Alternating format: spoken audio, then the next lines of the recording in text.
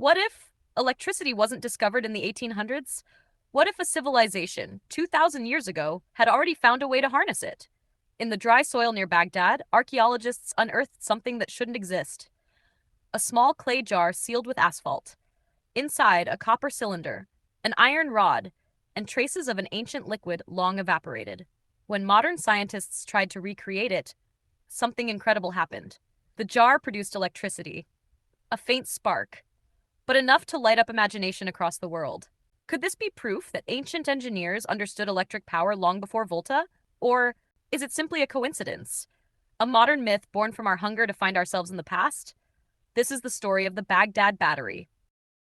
The story begins in the 1930s during excavations near Baghdad, in a site called Kujut Rabu. Among shards of pottery and relics from the Parthian Empire, workers unearthed something that didn't quite fit: a small clay jar about 15 centimeters tall, sealed with thick asphalt. Inside, a copper cylinder, and in its center, a single iron rod. The combination was strange. No one had ever seen anything quite like it from that era. The artifacts were sent to the Baghdad Museum, where a German archaeologist named Wilhelm Koenig examined them closely. He noticed something curious: a design that looked almost intentional. A metal inside another metal, separated by what seemed to have once been a liquid. Koenig began to wonder, could this simple clay pot actually generate electricity? His colleagues were skeptical, but Koenig couldn't shake the idea. He wrote in his report, "If filled with an acidic substance, this object could produce a current." A daring thought, and one that would ignite a debate lasting nearly a century. How could a civilization 2,000 years ago, long before the science of electricity, have created such an object? Each discovery only deepened the question: what were these jars really for?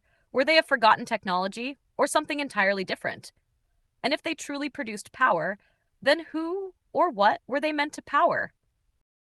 Koenig's theory spread quickly, not only through academic circles, but across the popular imagination. The idea was simple, yet revolutionary. If this jar was filled with an acidic liquid, vinegar, lemon juice, or even fermented grape wine, the mixture could create a small electrical reaction between the copper and the iron.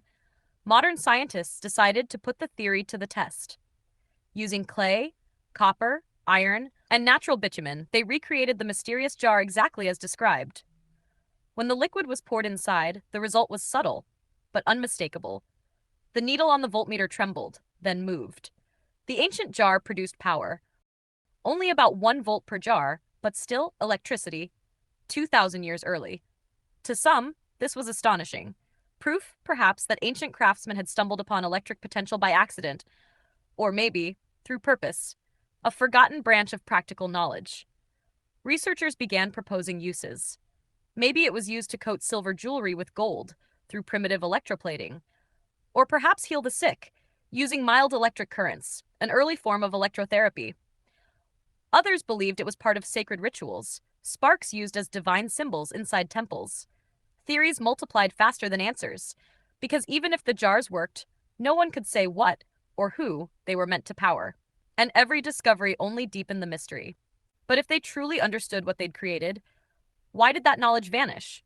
No writings, no symbols, no trace of a civilization that ever spoke the language of electricity. Could this be the only spark, a single forgotten moment of genius, buried for 2,000 years? To understand how unusual this artifact truly is, we need to return to the Parthian Empire, around 200 BC.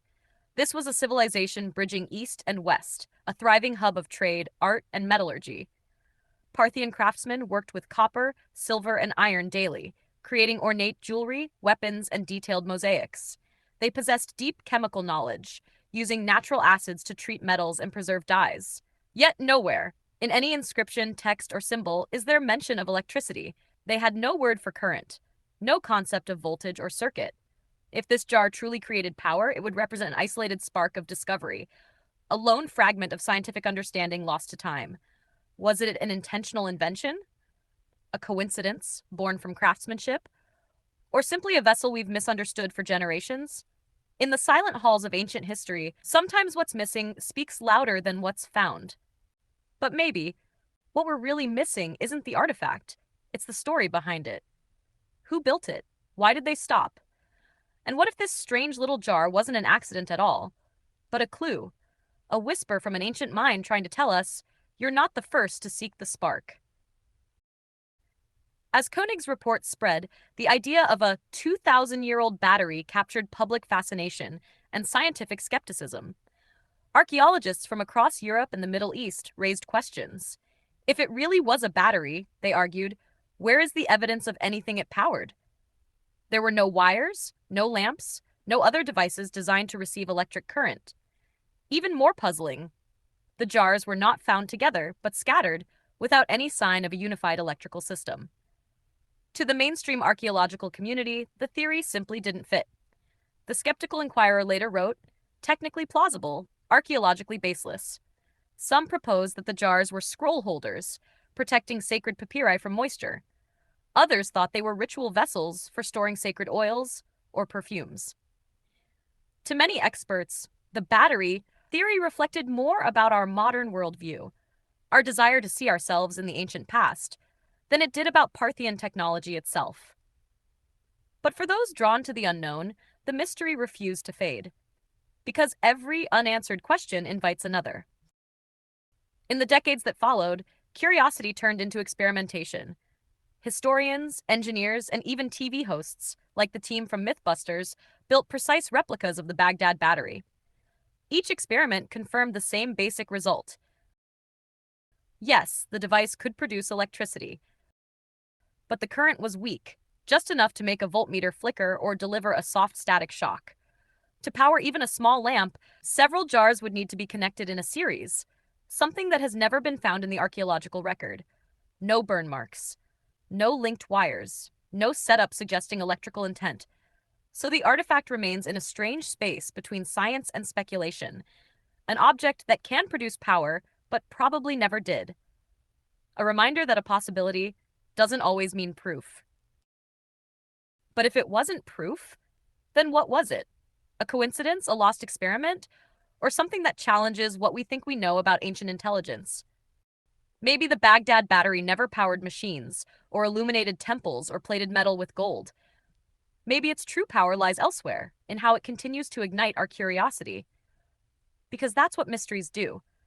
They remind us that knowledge isn't a straight, steady climb, but a series of sparks flickering across time. Some burn bright and change the world. Others fade, waiting centuries for someone to rediscover their light. Whether this jar was a deliberate experiment, a misunderstood artifact, or a coincidence of chemistry and faith, it challenges us to think about how fragile progress really is. How many breakthroughs were lost to fire, to war, to time itself? And how many sparks, just like this one, are still buried beneath the sands, waiting for us to find them again? What do you think the Baghdad Battery really was? A relic of ancient technology, or a mirror reflecting our own need to believe in forgotten brilliance? Comment below, and let's see which theory you believe in. Hit subscribe and tap the bell. Support this channel. Don't miss what's coming next.